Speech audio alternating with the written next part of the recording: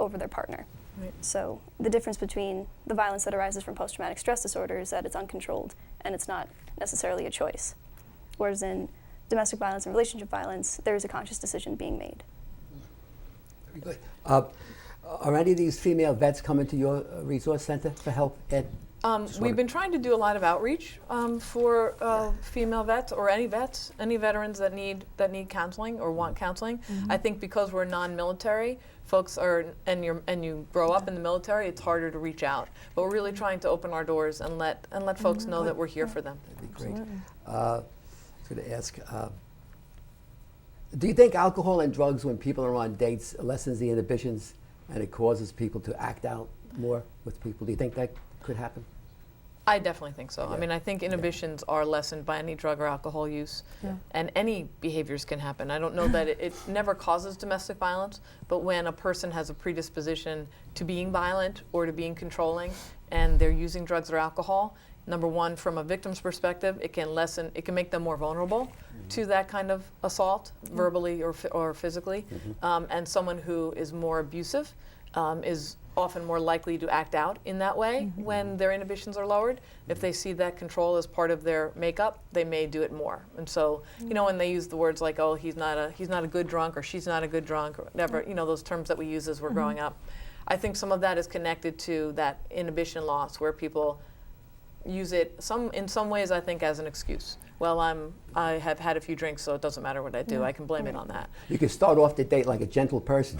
Absolutely. And after several drinks, you turn into a different person. Absolutely. Like a Jekyll and Hyde type. Yep. You know, Very that could much. happen Right. to almost anybody. You know? Absolutely. And again, in a dating situation where you're, you know, in a relationship with somebody for so long, you kind of, you do make excuses for their behavior, whether they're using substance abuses, you know, or they're abusing substances or not. You know, they failed a test, they're having a bad day, that's why he freaked out. Right. Or, you know, her mom's really getting on her nerves and this is why she's acting this way towards me. So we do see a lot of people utilizing those excuses to try to normalize the behavior, you know, to make themselves feel as if it is normal.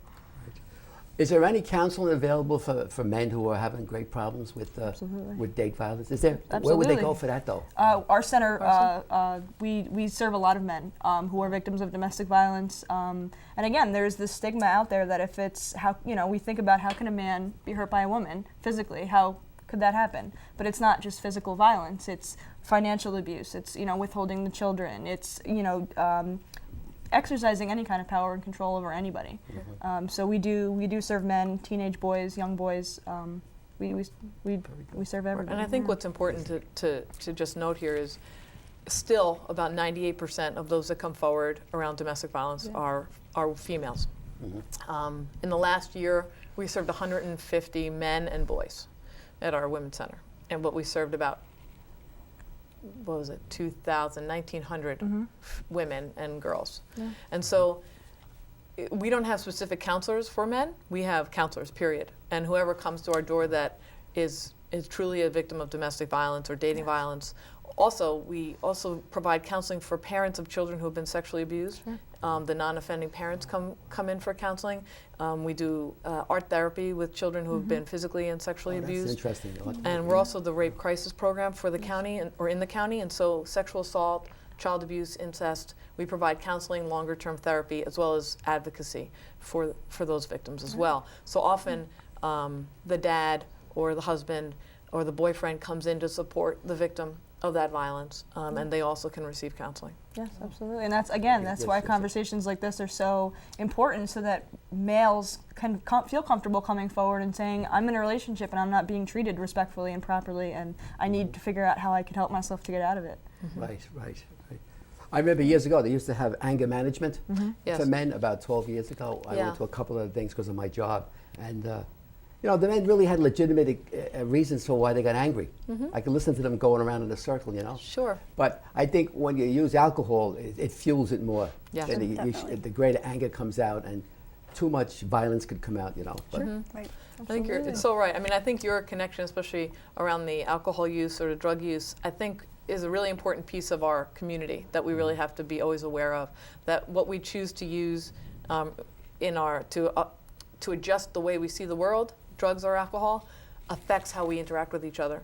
And so when a male or a female does that, and then they act out in that way, we still have to be responsible for our actions. It doesn't take away our responsibility.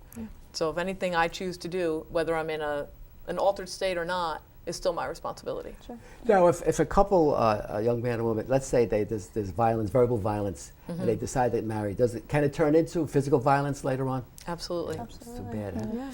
Yeah, I mean, sadly, some that are only physical or only verbal and emotional and financial, and I don't mean only in terms of it being less than, but when those are the ways it shows, oftentimes some of the most dangerous times for a victim is when they are trying to leave that relationship, because then the abuser has nothing to lose, and then oftentimes that's when it turns violent, when it's never been before. So there's no way to ever say, well, he's never hit her, or she's never hit him, or it's never been violent, we've never had a police report. Doesn't mean that they couldn't potentially be seriously injured or worse, killed. It tends to be minimized if it's not physical violence because it's seen as a lesser threat when really it's just as equal of a threat to have somebody verbally abuse you and to withhold financial money, houses, your children, cars, anything. Yeah. Right. Now, do you do anything with the women in prison? Do you have anything to do We with don't, people? not currently. We have worked on some legislation to address issues with women who are incarcerated or convicted of a crime that has happened during a domestic violence relationship. And there's been a lot of times when there are women in prison or serving time for a crime that they are often victims of violence and need to talk to someone during that time to try and help them work through that victimization while they're there. Because a lot of times when I watch documentaries, I see a lot of women are doing time for murder. Yes. Yeah. It seems like the frog, Yes. It just went too much at the Yeah. point. Got too high. Just decided to go after the guy and do him in. And it seems like there's loads of people, like women in Yes. prison for that. That's a terrible Yes. thing. Oh, Yeah, women who have killed their abuser. Yes. There are many that are in prison for that. They're starting to look at the precipitating factors to those, because oftentimes it's self-defense, and it really depends on the case itself. But the issues leading up to that choice, again, it was a choice. Was it their only choice?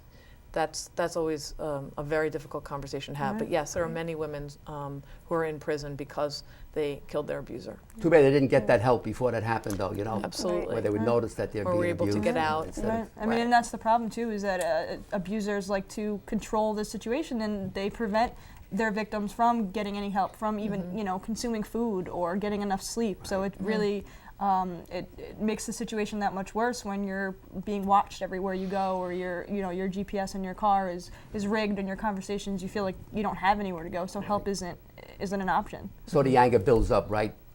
Well, it's hard to say why these happen. I mean, I Yeah. not knowing all the cases, Yeah. it's very hard to determine why those things happen. Just briefly, if you could just give a tip to people to avoid violence. If you want to say something, Lauren, it's a good tip for young men or anybody. For avoiding violence, I guess. it On would- a date. On a date. On right. a date? Yeah. And why don't you Sure. start off first? I think you're right. It's hard to give tips because it's so different in every Right, in any right. relationship. But I think being respectful, period, Right. no matter who you're with, whether you're with your family, whether you're with your friends, or whether you're with someone you're interested in intimately, if you don't respect them, you can't expect respect back. Right. And if we can all respect each other, I believe that's really the basis of healthy relationships. Right. And I think going back to what you opened up with, in the sense that no means no, and respecting somebody else's boundaries and their wishes and their wants, regardless of what you're feeling, to be respectful of the situation that you're in, and to be an equal, to not have one up on each other, to not Right. feel like you have to, one up each other. Right. Right. Very important. Well, listen, thank you very much for coming, you're ladies. The so time is welcome. up. Thank so I you. want to thank Oh. you so much. I think they learned an awful lot tonight. Great. Thank you Thanks for having us. Thanks for Really coming. appreciate it. All right, thank you. Thanks so much, Jim. Yeah, very good.